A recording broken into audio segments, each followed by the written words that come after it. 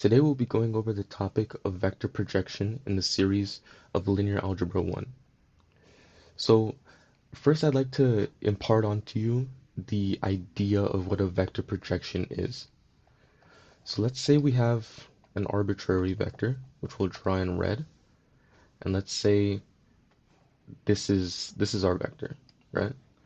So let's say we have a second vector in blue. It doesn't really matter where it is.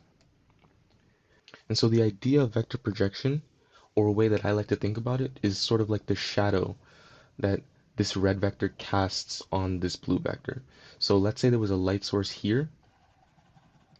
The red vector would cast a shadow that looks directly downwards onto this blue vector, and so the projected component would be something like this. And so let's make this idea a bit more concrete by introducing the formula.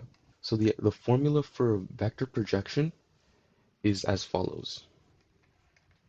So the projection of the vector v onto the vector u is equal to the dot product of u and v. And again, order doesn't matter when you're taking the dot product, so you could be vu divided by the magnitude of vector u squared and multiplied by u. And so this algebraically, while it might be a bit difficult to understand, is what gives us the projected component of v onto u. And so let's take a numerical example. Let's say vector v is 2, 4.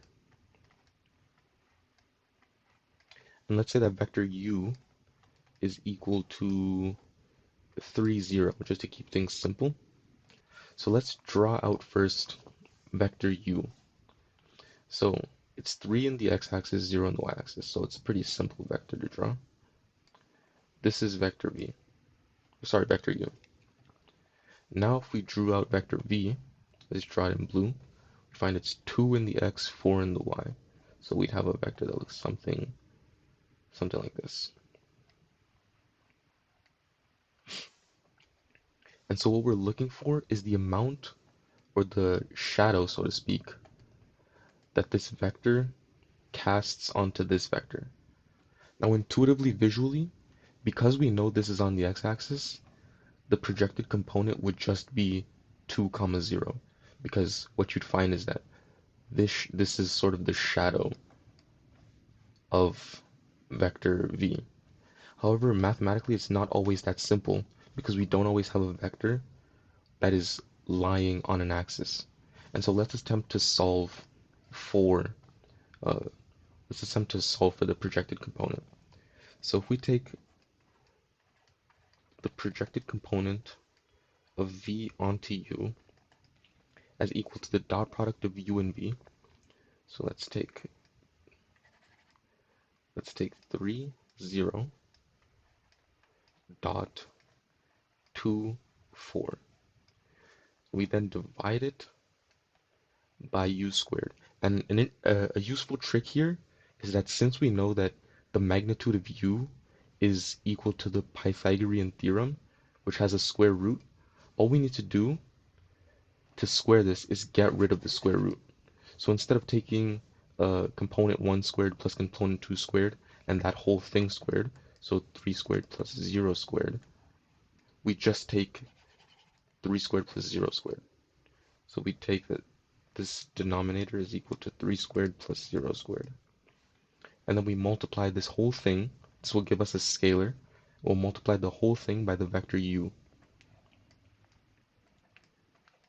And so that's a bit interesting intuitively, because that tells us that we're getting sort of a magnitude value, and we're multiplying by the vector we're projecting onto. So it's some scalar multiple of this vector u.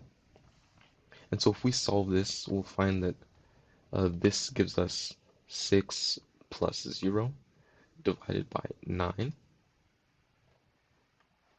multiplied by 3, 0, which is equal to, if you don't know how to reduce fractions, what we have here is 2/3.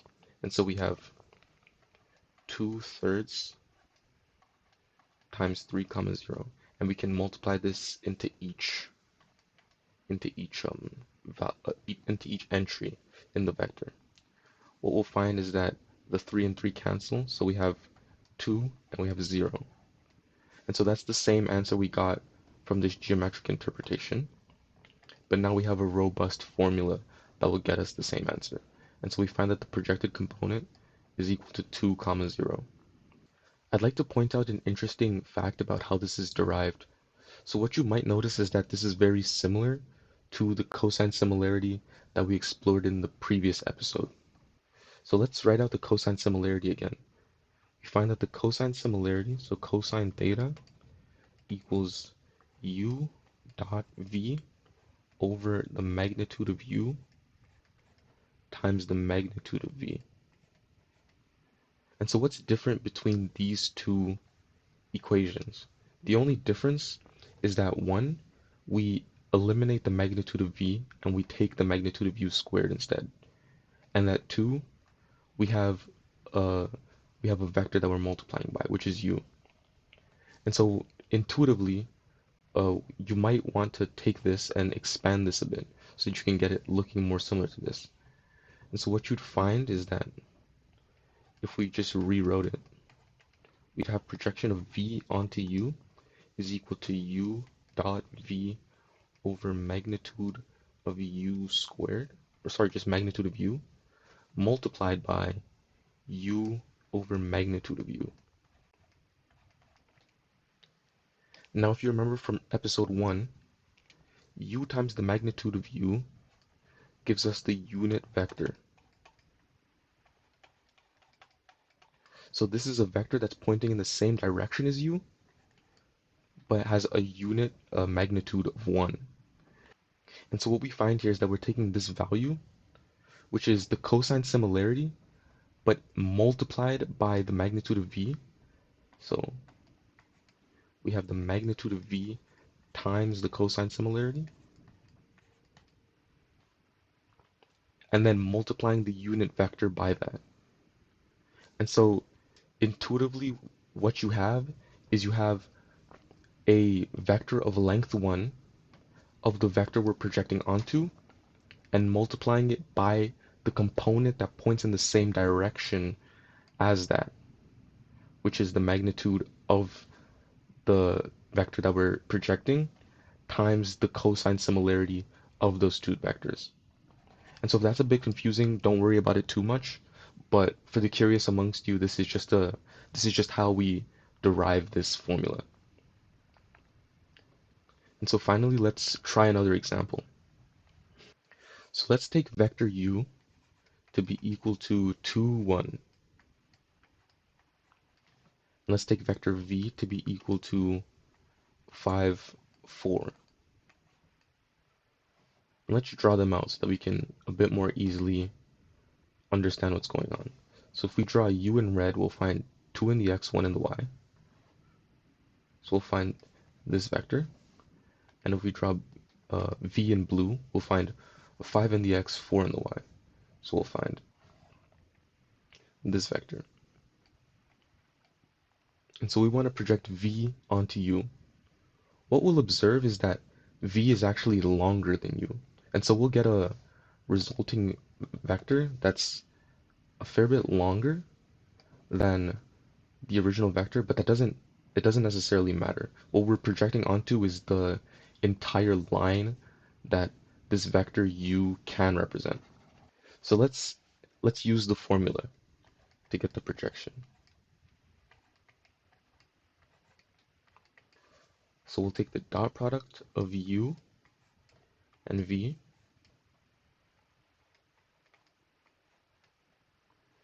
divided by the first entry of u squared, so 2 squared, times plus the second entry squared, and then multiply it by u, which is 2, 1.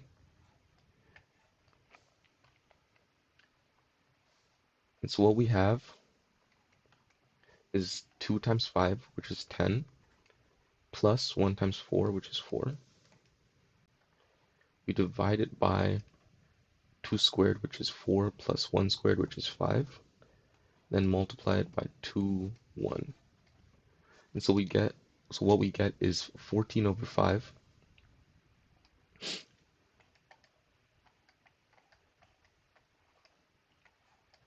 times 2 comma 1,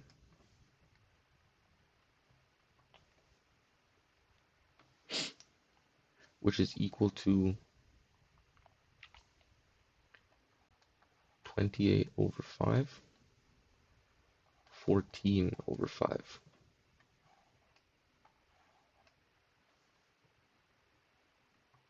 And so if we were to draw this out,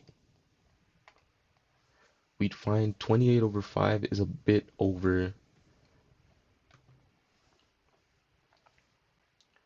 we'd find that 28 over 5 is a bit over here, somewhere in this direction, and then we'd find that 14 over 5 is somewhere around here. And so we'd find that the projected vector is somewhere in this neighborhood. If we're casting a shadow from this vector onto, from this blue vector onto this red vector, it would be in this direction and it would be approximately this long. And so that's all for projection and vector projection. Thank you for watching the video. Please like and subscribe, and be sure to comment if you have any questions or would like me to cover any topics in the future.